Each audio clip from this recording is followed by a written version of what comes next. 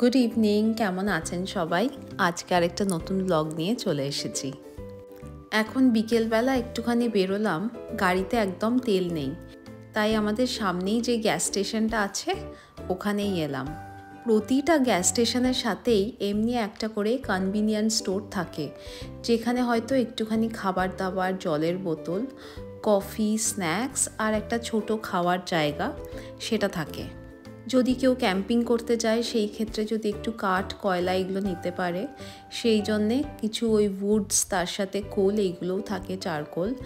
আর যদি ধরুন সামারে কোথাও ক্যাম্পিংয়ে যাচ্ছেন, খাবার দাবার নষ্ট হয়ে যাবে, সেই ক্ষেত্রে আইস বক্স বা আইস ব্যাগ এইগুলোও পাওয়া যায় এই সব কনভিনিয়েন্স স্টোরগুলোতে। ওখান থেকে বেরিয়ে গেলাম একটুখানি চাই অ্যান্ড চিলে। এই দোকানটার চাটা না খুব ভালো করে, একদম কলকাতার রাস্তার ধারে সেই দুধ চায়ের মতন। আগে বেশি টিম হর্টনসে যেতাম কফির জন্যে, এখন মনে হয় যেন চাটাই খাই, সেই জন্য প্রায়শই আসি বিকেল দিকে। এটা একটুখানি আমাদের বাড়ির থেকে দূর পড়ে, বাট মনে হয় যেন চাটা নিয়ে আসি। দোকানটায় ভিড়ও হয় প্রচণ্ড। অ্যাকচুয়ালি এতটা ঠান্ডা তো সেই কারণে এই চায়ের জন্যেই হয়তো সবাই একটু স্ন্যাক্স খেতে ওখানে যায়।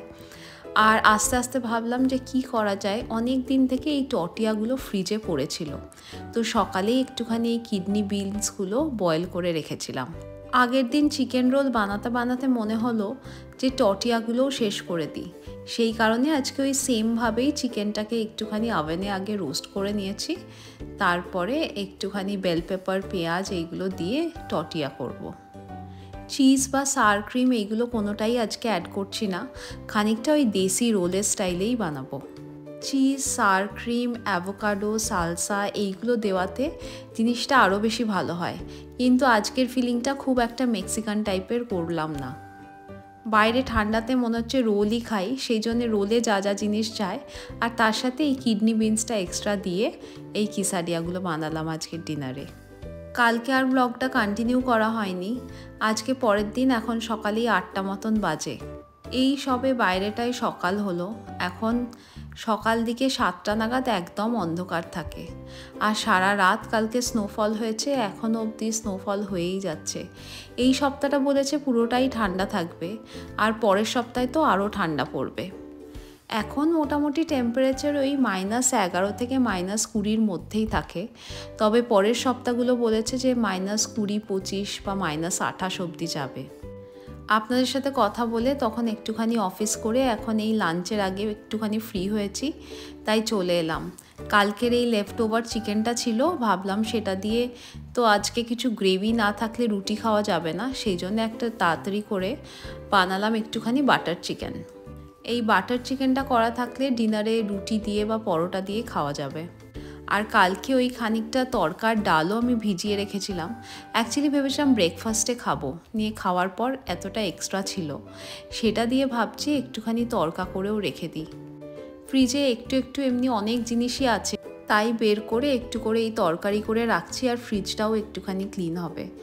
এই তরকা মশলাগুলো আমি ইন্ডিয়া থেকেই নিয়ে আসি, যখন আসি একসাথে বেশি করে। আর আদা, পেঁয়াজ, রসুন, টমেটো আমি একটু বেশি করে অনেক সময় উইকেন্ডে চপ করে রাখি, তাই খুব একটা যে কিছু করতে হবে সেটা না। প্রথমে ফোড়নে যদি একটু কাঁচা লঙ্কা আর কাসুরি মেথি দেওয়া হয়, তাহলে কিন্তু তরকাটা খেতে বেশ ভালো লাগে। এই যে গার্বেজ নিতে এলো, আমি অনেকক্ষণ থেকেই ভাবছি যে কখন আসবে। আগের দিন একদম সন্ধে হয়ে গেছিলো আস্তে আস্তে, হয়তো স্নোফলের জন্যে ওনারাও বা ব্যস্ত ছিলেন। আর আগের দিন ক্রিসমাস ট্রি কালেকশন ডেও ছিল, মানে যাদের কাছে ক্রিসমাস ট্রি আছে সেই গাছগুলোও জমা করে দেওয়ার দিন। এই যে তরকাও হয়ে গেছে, আর তার সাথে বাটার চিকেন করেছিলাম সেটাও হয়ে গেছে। এখন আরেকটুখানি ভাবছি যে রান্না করে রাখি, দেখা যাক, হয়তো একটুখানি ডাল করে রাখবো। আমার আজকে অফিস করতে করতে বেশ খিদে পেয়ে গেছিলো, সেই জন্য একটুখানি গাজর স্লাইস করে এর মধ্যে বিট নুন, চাট মশলা আর লেবুর রস দিয়ে খেতে কিন্তু বেশ ভালো লাগে।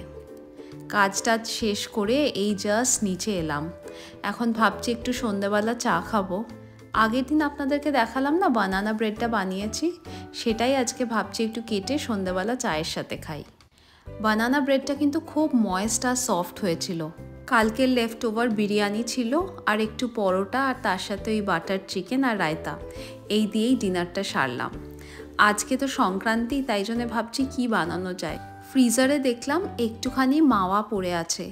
আগেরবার বন্ধুদের জন্য যখন পাটিসাপটা বানিয়েছিলাম একটুখানি এক্সট্রা ছিল ফিলিংটা, সেটা দিয়েই ভাবছি কয়েকটা পাটিসাপটা বানিয়ে রাখি।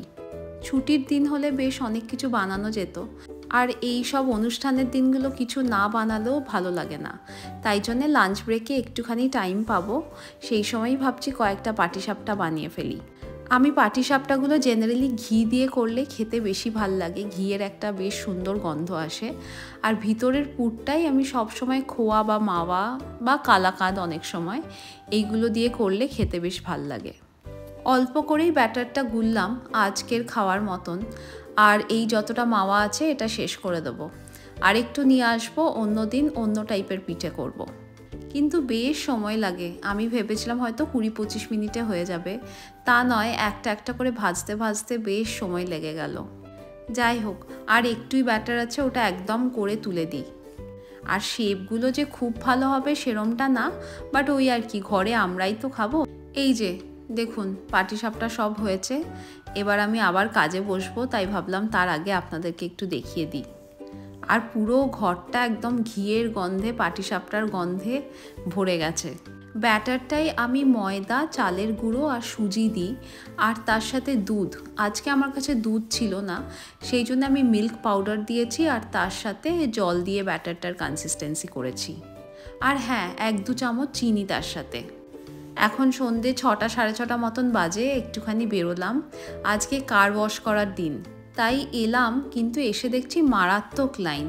কিন্তু এটাই যেহেতু আমাদের কাছাকাছি, তাই ভাবলাম একটুখানি দাঁড়িয়ে টাইম নিয়ে করেই নিই। কার ওয়াশের পর ভাবছি একটুখানি চা খাবো, আর তার সাথে একটুখানি ইন্ডিয়ান গ্রসারিও করতে হবে। এবার গ্রসারির দোকানটা একদিকে আর চায়ের দোকানটা অন্যদিকে। যাই হোক, চাটা নেওয়া হয়ে গেছে, এবার যাচ্ছি আমরা গ্রসারি করতে। এই দেখুন, সন্ধেবেলা যে ট্রেনগুলোতে আমরা অফিস থেকে ফিরি সেই ট্রেনগুলোই এখন ফিরে যাচ্ছে, ফাঁকা ট্রেন। এটা আবার ইউনিয়ন স্টেশনে চলে যাচ্ছে কার শেডে, কালকে আবার সকালে আসবে। চলুন, পৌঁছে গেছি আমরা গ্রসারি করতে। আজকের ব্লগটা তাহলে এখানেই শেষ করছি। আপনারা জানাবেন আপনাদের এই ব্লগটা কেমন লাগলো।